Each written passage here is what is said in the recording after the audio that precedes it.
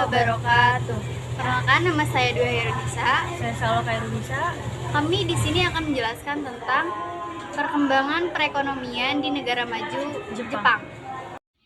Di sini aku mau bahas sebuah fenomena ekonomi yang bisa dibilang aneh dan unik banget. Soalnya fenomena perekonomian ini cuma terjadi satu-satunya di sebuah negara, yaitu negara Jepang. Sampai saat ini, Jepang selalu dipandang sebagai negara maju masyarakat yang disiplin, kaya sejarah budaya, dan juga pop culture yang sama masyarakat dunia. Tapi di balik itu semua, hal itu, ekonomi Jepang menyimpan masalah terpendam yang sangat mengancam masa depan negara mereka. Lebih dari sepertiga penduduk Jepang saat ini adalah lansia di atas 65 tahun, angkatan kerja usia muda, jumlahnya makin dikit. Tiap tahun penduduk terus berkurang soalnya jumlah penduduk lahir lebih sedikit dari yang meninggal.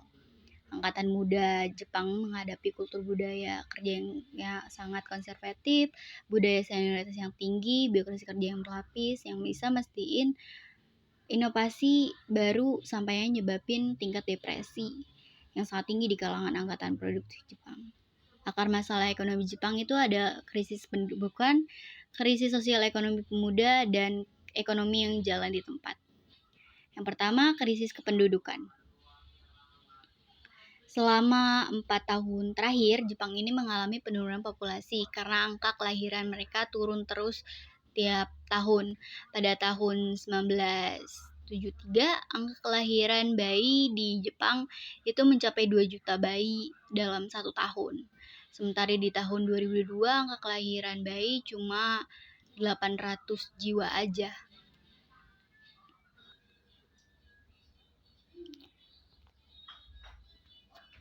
Idealnya tiap wanita di Jepang harus dilahirkan setidaknya 2 orang anak. Jadi rasio kelahiran bayi per perempuan di Jepang itu 1,3 per perempuan. Dampaknya adalah sekolah di Jepang banyak yang tutup soalnya udah nggak punya murid lagi. Banyak rumah di pelosok Jepang yang terbengkalai dan nggak dihuni lagi.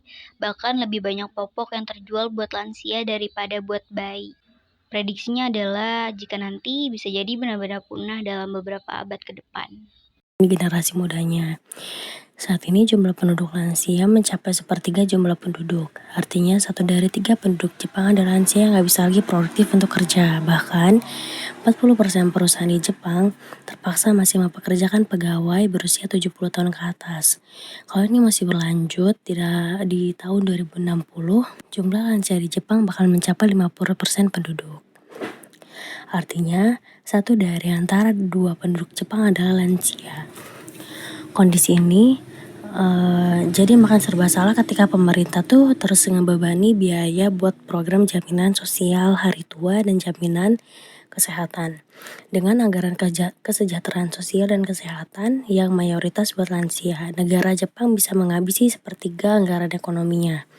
Semua biaya itu dibebani ke APBN Jepang yang notabene dibebani sama pajak masyarakat dan juga utang negara yang rasionya tuh makin mengkhawatirkan. Masalahnya adalah siapa yang bakal bayar pajak kalau jumlah penduduk produktifnya tuh makin menyusut.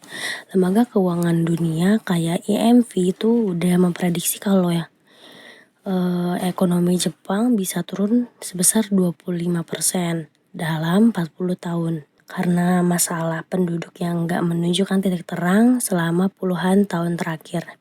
2, hampir semua upaya yang dilakukan pemerintah yang mendorong pernikahan. Tapi angka kelahiran itu berakhir sia-sia. Pemerintah sampai bikin kebijakan buat mengundang masuk banyak imigran dari negara lain saking frustasinya mereka terhadap kependudukan ini. Sampai saat ini mungkin masih penasaran. Mari kita bahas. Yang kedua adalah krisis sosial ekonomi pemuda. Di kalangan para pemuda dalam 20-30 tahun terakhir, kaum muda Jepang itu mengalami berbagai masalah sosial yang kompleks sampai bikin mereka jadi pesimis sama masa depan dan gak berminat buat bangun keluarga dan anak.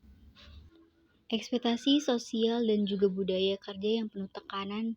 Jepang punya budaya kerja yang mengadopsi nilai-nilai Bushido yang sudah jadi bagian dari sejarah dan kultur mereka selama berabad-abad. Budaya ini menekankan kesetiaan dan juga pengabdian sebagai kode etik kaum samurai dan militer mereka. Budaya ini masih sangat kental dalam dunia profesional dan korporat Jepang.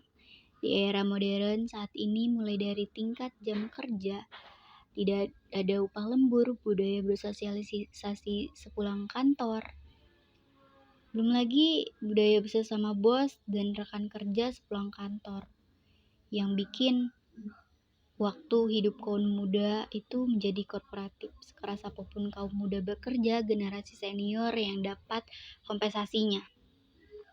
Lalu sistem senioritas matikan motivasi kaum muda Jepang. Buat apa kerja keras sekarang? Mending tunggu jadi senior.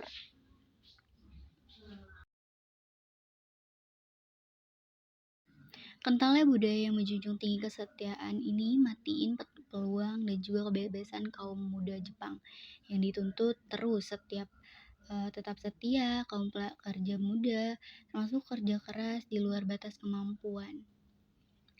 Lalu karoshi ini atau meninggal di tempat kerja gara-gara kecapean. Pemuda Jepang yang mengurung diri di rumah dari kamarnya selama bertahun-tahun berhenti berinteraksi sosial karena trauma sama ekspektasi sosial dan intensitas kerja tinggi jadi tekanan mental.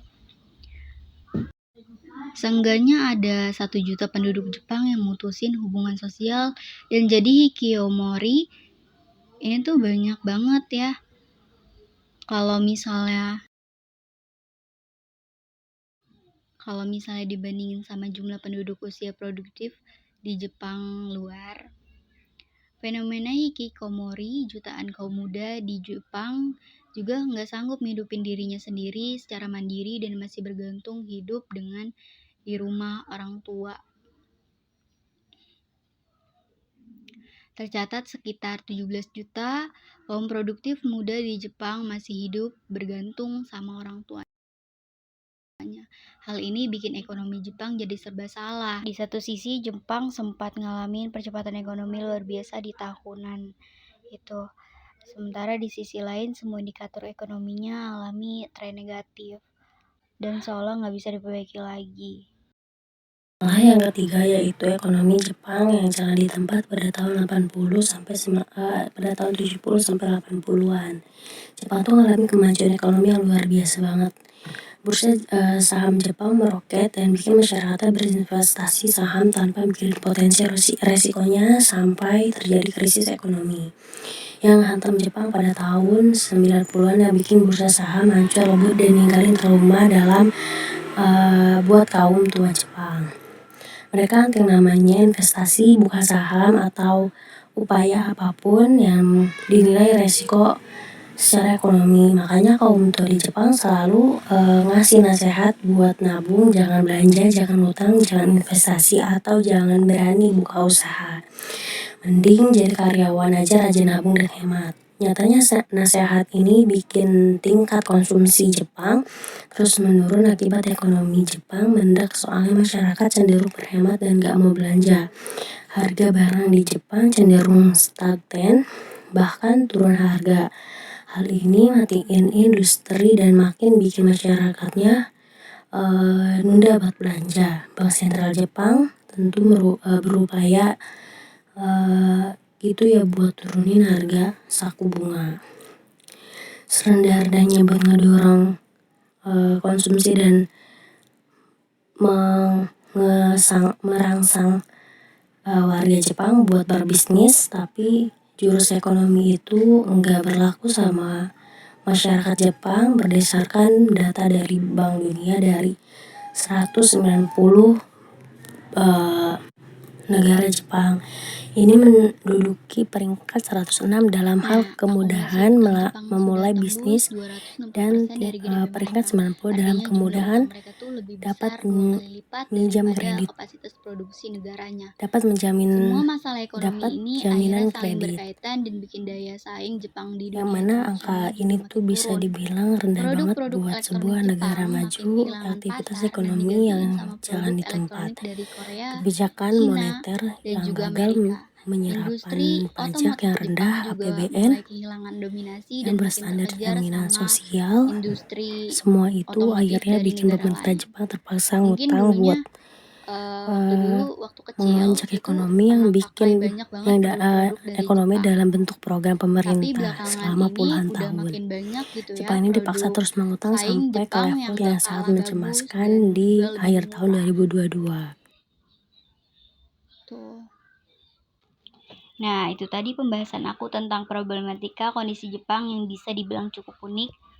Dan tentu aja masih ada banyak faktor lain yang berkontribusi terhadap penurunan ekonomi Jepang, mulai dari tingkat literasi bahasa Inggris yang rendah, kesepakatan dagang Plaza Accord yang sangat merugikan Jepang pada tahun 1985, kebijakan ekonomi dari para politis Jepang yang cenderung mengambil kebijakan para kaum lansia karena memang jumlah vote-nya didominasi kaum lansia terlepas dari banyaknya hal. Semoga video ini jadi pelajaran buat kita semua gimana sih masyarakat harus berhati-hati melakukan investasi secara bijaksana dan gimana pemerintah harus pertimbangin matang-matang kebijakan ekonomi buat negaranya. Itu pun bakal berdampak besar buat masa depan negara dan generasi-generasi berikutnya. Sekarang Indonesia punya ambisi nih buat jadi negara maju di tahun 2045.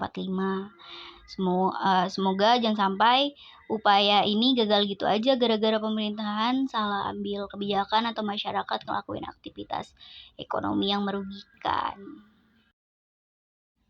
Cukup sekian dari kami. Wassalamualaikum warahmatullahi wabarakatuh.